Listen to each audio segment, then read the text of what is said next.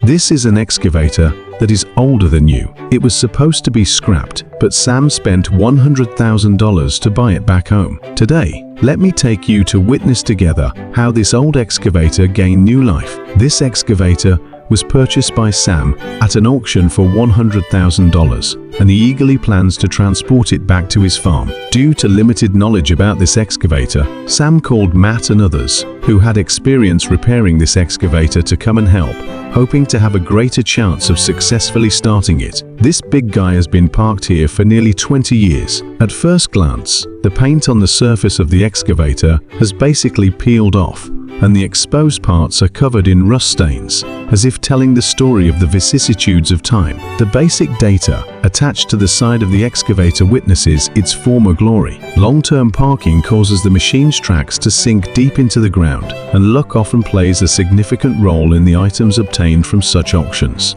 This time, Sam's luck seems quite good. The engine in the cabin is in good condition, which is full of expectations. The cockpit door was locked by a lock without a key, so Matt used a pry bar to forcefully unlock it, and Sam found that the rear hatch could directly enter the interior, thanks to the well-preserved cockpit glass, and the internal condition was much better than the outside. The dashboard and start button are not damaged, and most of the paint is still there. The interior of the body is like a house, with a huge engine and spacious space, making it easy for people to stand inside without any pressure. Matt and his companions outside finally pried open the hatch, and Sam was very satisfied with the design of the sliding door. It is worth mentioning that the Bucera Series 22B is actually a relatively new military device, as can be seen from the style inside the cabin. It's different from the one Matt repaired before. It starts directly with a starter.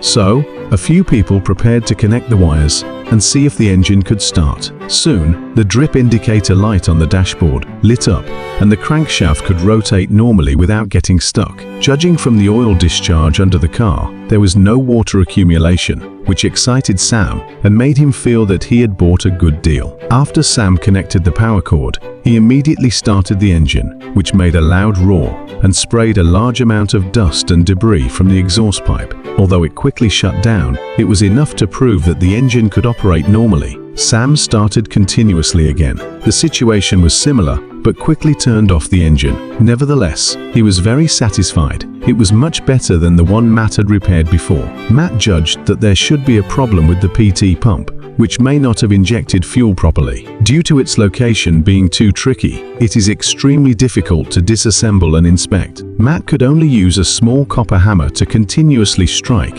while Sam kept trying to start. With their continuous efforts, the situation has improved somewhat. While Matt was working in the narrow gap, Sam climbed up to the top of the machine to check the steel rope on the boom and found that it was only slightly rusted and not broken. After more than 10 minutes, the engine finally stopped stalling. Sam quickly manipulated the stretcher head, and surprisingly, the field of view was able to stretch freely. The excavator could also slowly move forward and backward and rotate normally. In order to make it drive smoothly, Matt thoughtfully laid bricks in front of it. 2 coronal grooves appeared in the area where he had driven, and Sam operated the excavator to continue moving forward. Not far away, he discovered the bird's nest that had been ejected from the exhaust pipe earlier, with a bird egg inside. The situation inside the cab is getting better and better now, and the light bulbs on the roof are also on, so you can safely transport it home. As the movement becomes smoother,